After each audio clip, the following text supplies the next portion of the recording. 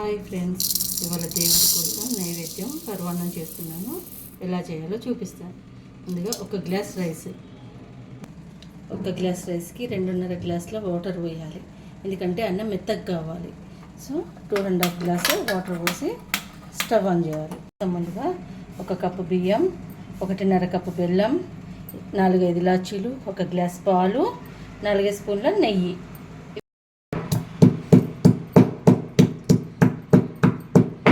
ఇలాచీలు ఇలా దంచుకోవాలి. అప్పుడు దాని వాసన మంచిగా వస్తుంది. మన అన్నం ఉడికింది.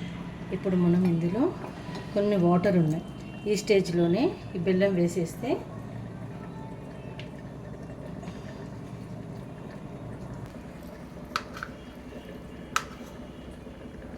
బెల్లం వేసేయాలి. ఇవి ఉడుకుతాయి. ఒక 5 నుంచి 10 నిమిషాలు అంతే, ఎక్కువసేపు పట్టదు. ఇలాచి పౌడర్ వేసేసి కాసేపు ఉడకనిస్తే బెల్లం మొత్తం కరిగి అన్నానికి వచ్చేటట్టు ఉడకనిస్తే నెయ్యి వేసి దించేసుకోవటమే. మన పరమాన్నం రెడీ అయిపోయింది. ఇప్పుడు ఇందులో నెయ్యి, వేయించిన కొబ్బరి ముక్కలు వేసి దించేసుకోవటమే.